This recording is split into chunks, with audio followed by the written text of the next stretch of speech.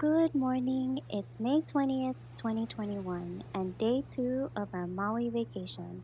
Today, we're going to be visiting the town of Lahaina and taking a submarine tour with Atlantis Adventures. I'll link their website in the description box below.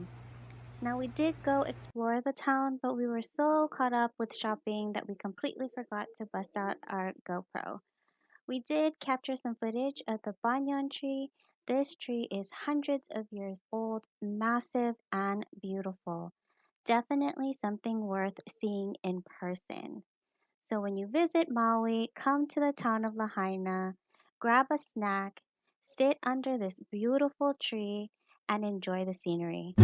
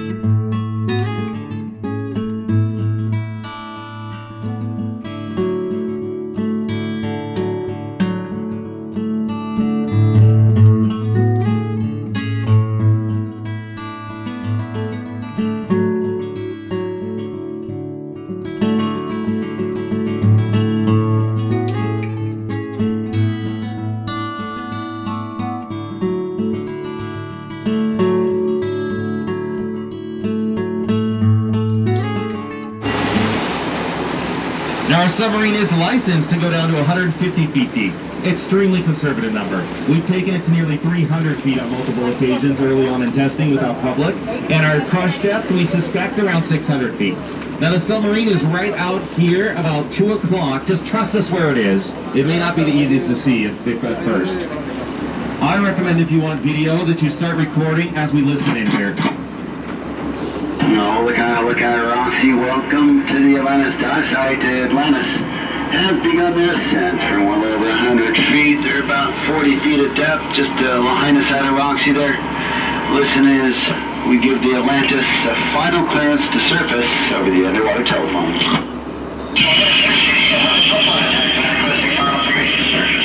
Yes, Atlantis, visual contact confirmed. Area is clear. You're clear of surface.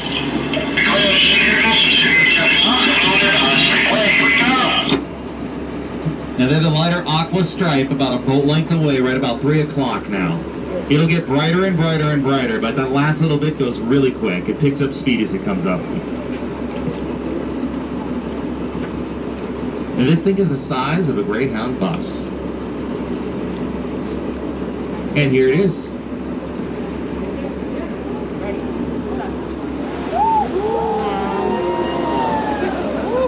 That's awesome. Atlantis, this is Roxy on VHF return 6. How come? Okay, Atlantis, looking loud and clear on 88 Alpha.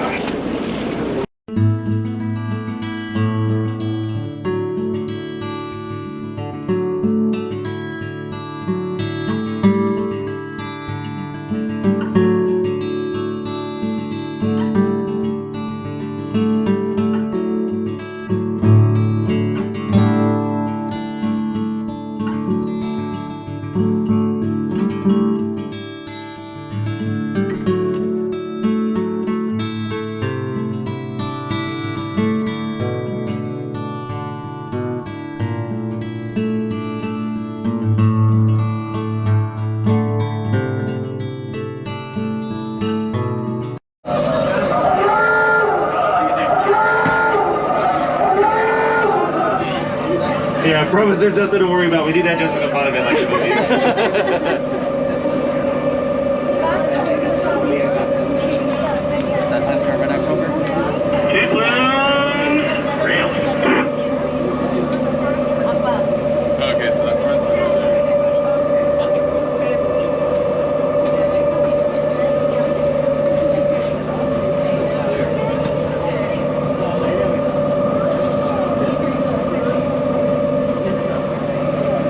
Going down nicely, Lennox southeast, just over sublanes inshore view off your starboard beam there. Switch to underwater telephone, have a great time. Understand, we'll switch to underwater telephone.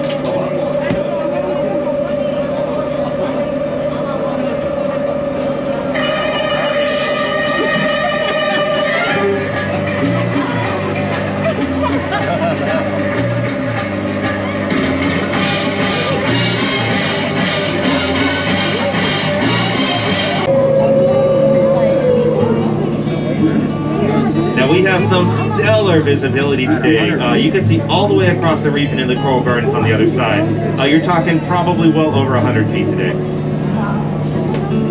When I took my scuba test in Oregon, my visibility was about 4 inches. So this is a little better. Now some of the yellowfish that you're seeing out there, some of the only semi-brightly colored fish. If it is completely kind of like triangular in shape, all solid yellow with a black beady eye. You guys ever seen that amazing documentary, Finding Nemo? Yeah, that's Bubbles, the yellow tang. That's probably a cousin. But they're actually one of the most popular aquarium fish on the planet. Captain Brian is now spinning us around. So port side, you're going to get your first close-up views of this South Reef. Starboard side, you're going to get your first views of the coral gardens. Now, of course, there's no law against looking out either side at any time, right? Please don't lean on the people behind you. Respect space and COVID and all that stuff. But feel free to look out anywhere you want. Now the yellow tang is actually incredibly hardy, and that a lot of beginning aquariums do want to have them in their tanks because many of the saltwater fish, if you get anything off from a temperature to a salinity to really any number of the things you could have wrong, you wake up and all your fish have died. And the yellow tang typically survives that type of a thing, and so people really like them. Now every year out of Hawaiian waters, people legally capture over 500,000 yellow tangs and sell them worldwide. During COVID, a guy actually got caught, a poacher. He had 250,000 yellow tangs on him that he's going to sell illegally. Now, he's not going to be in the water for a while. Hawaii takes that pretty seriously. They don't mind, if you pull fish out for various purposes, but they control the population very well. They want to make sure that population remains stable and healthy. Now, one of the other yellowfish that's out there, kind of around the edges, you might see a kind of a more squarish yellowfish. Has a black face mask, kind of a long white hummingbird-like beak. That's a big old yellow tang right there. That is the long-nosed butterfly fish. Now, that has the longest name for a fish in the Hawaiian language. It's known as the Lau Wili Wili Nuku Nuku Oi Oi. Very easy to say. That's not to be confused with the state fish, the Huma Huma Nuku Nuku Apua'a, which is the longest word in the Hawaiian language, also coincidentally a fish name. Now, right out the port side here, you see a yellow fish with a black and white face mask.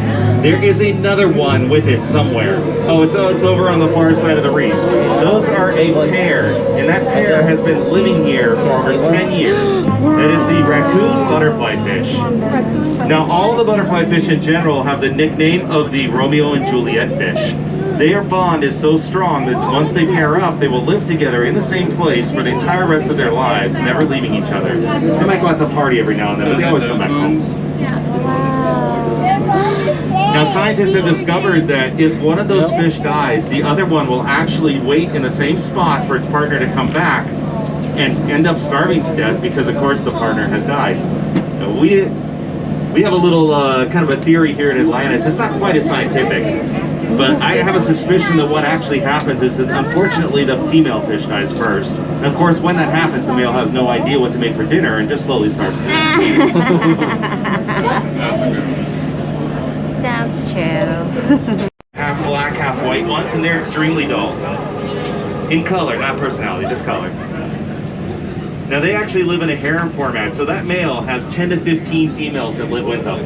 And if the male dies or gets eaten somehow, then the alpha-most female will undergo a change over the next week or two and become a male parrotfish in every way. It's an irreversible one-way change, one time. I've asked some of the ladies I know about what's going on with that, and what they tried to explain to me, I think, was the process of becoming a male creates so much brain damage that they just can't go back. But I couldn't follow it. Yeah, now it's going to be coming down the port side here. It could swim at any second, but it's playing nice. They are not really on the payroll. We have tried buying them off the post for you all, but they pretty much just eat and run. Now there he is. Beautiful. That's probably a she. It's hard to tell from this angle. On the sharks, if they're completely smooth on the bottom, aside from fins, it's a female.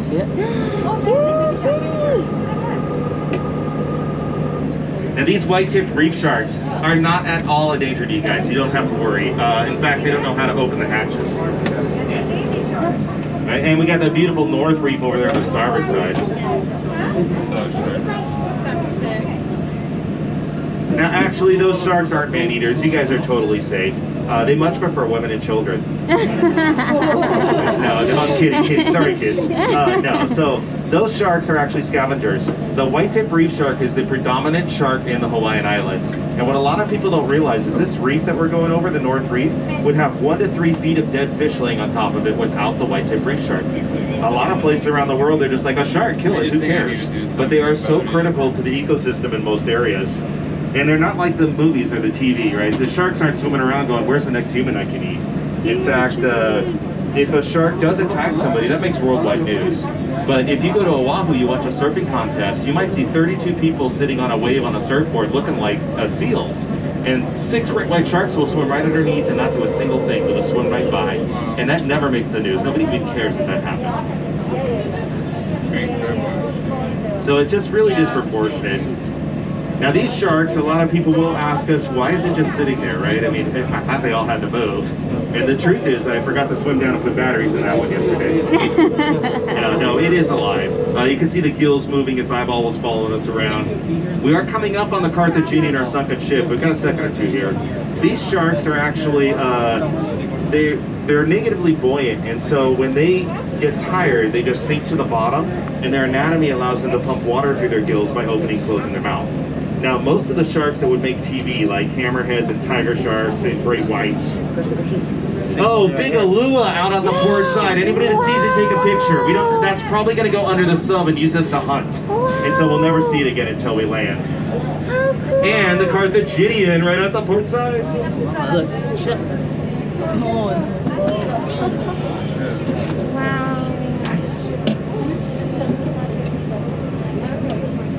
Now, as we spin around here, you're also going to get another shark out there off the starboard side, about 30 feet down. This is an awesome day. And let me start talking. And there's that big Alua swimming away on the other side of the Carthaginian. That has got to be a 60-plus pounder. That is the predator of the day. We see maybe 2 of those a month tops. That is exactly what. Oh, and port side, look down. Swimming. Everybody look over. A swimming yellow margin moray eel with a Hawaiian cleaner wrasp toe.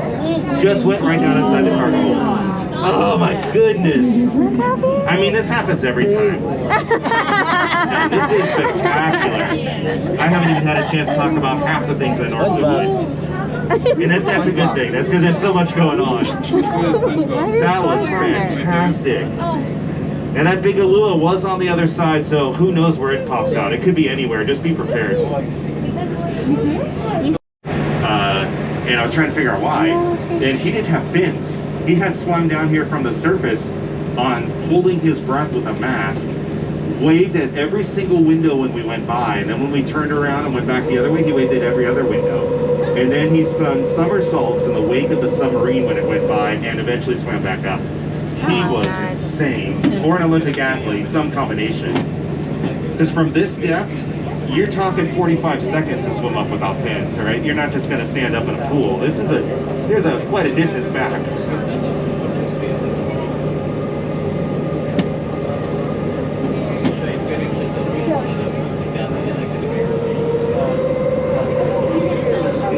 It is actually so cost effective to sink ships to become artificial reefs, way more so than cutting them apart. If you're going to cut a ship apart, you've got to clean it, and if you're going to make a reef, you got to clean it. So that's kind of an equal cost. But then if you're going to cut it apart, there are a lot of very expensive underwater welders that are required to do this, unless you put it in dry dock, which is even more expense on top of welders as well. And then they got to haul it off somewhere. Where if you sink it, the permit process does take some money, but it's a lot less than all those expensive, experienced people. And so the U.S. military has actually said that over the next 10 years, they're going to sink, I think it was 60% of their retiring ships to become artificial reefs. And it's just more cost effective. Plus, they make the best reefs. There's that shark laying right under the cabin. If you see the kind of green pipe cleaner looking coral, that's wire coral, and it's right under there. I think everybody gets to see.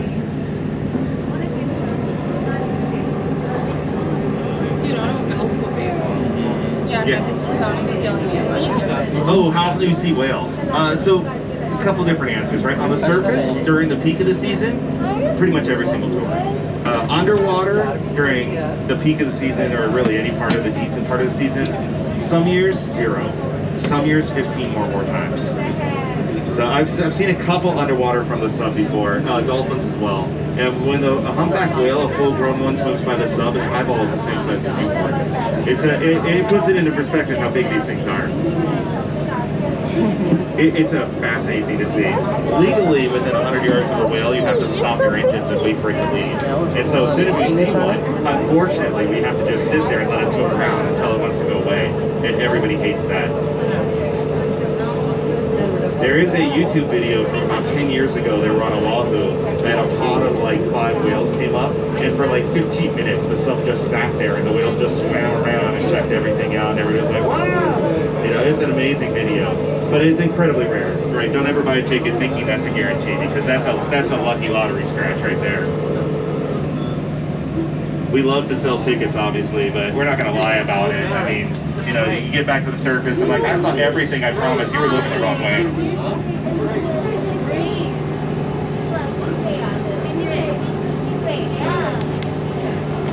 Oh, was there?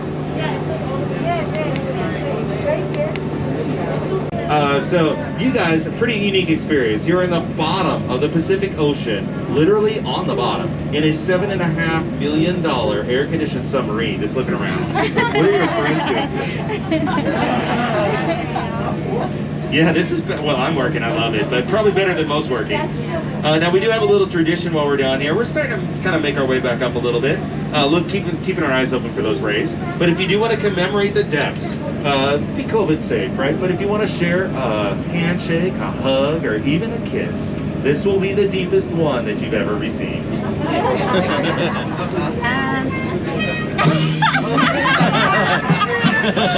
to the Love Zone.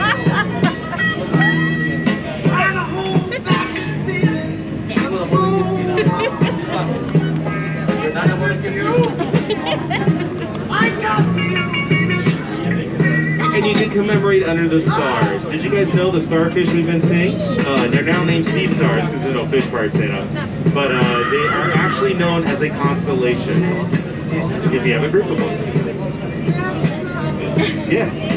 Yeah, both sea stars and starfish. The art is formerly known as starfish. So yeah, the marine biologists all got together. They said there's no fish parts, so now they're sea stars. But they still name them constellations. Oh my gosh! Those are big. Did you get that? I think it's mostly to sell. Hey, there he is. There's 2 of 3. Oh, 3 of them together in formation. Boat length off the port side, the first window here. Just at the top of the ridge, going slow, just cruising along like they not have a care in the world. And on the starboard side, 2 big white aluas next to the Carthaginian. But also feel free to look out either side, right? These might spook and get lost at any second. There's a good chance we'll be able to kind of do our stuff with them and get the views in, but you just can't guarantee it. They go where they want.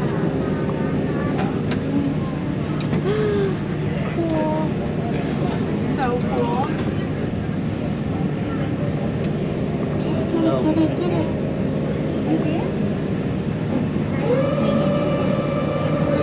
Now we can go for weeks without seeing any, but it's not uncommon to see 1 or 2 a day. See, a 3-pack like this is pretty rare. Yeah, now there's the biggest one. They're now at the bottom of the reef, entering into the sandy area, still laterally about a boat length off of our port side. Sick, dude. You got it.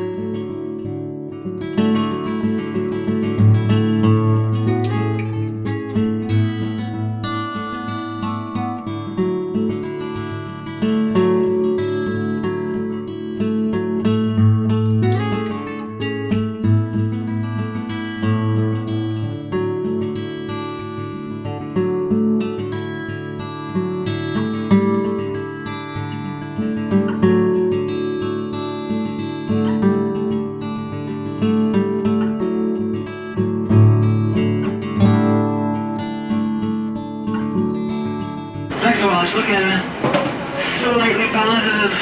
Clear on vertical thrusters at 2 turns. 2 vertical thrusters, dive, dive, dive.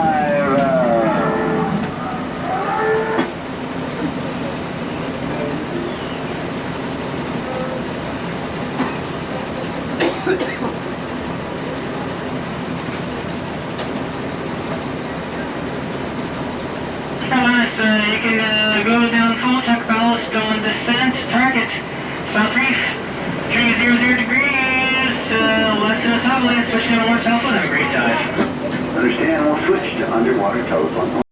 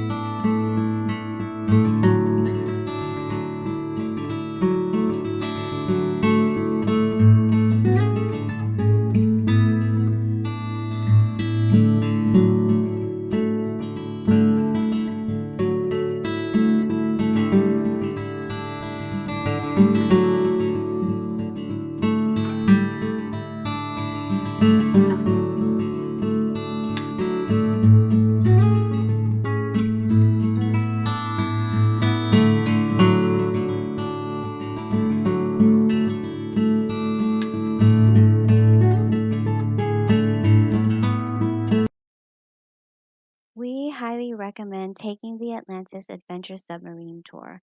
Our experience was amazing. The crew is very knowledgeable and very entertaining. Plus, the cherry on top, we were unexpectedly greeted by pods of dolphins on the way back to shore. If you're ever looking for an experience, go check them out. Their website is in the description box. Again, 10 out of 10, highly recommend.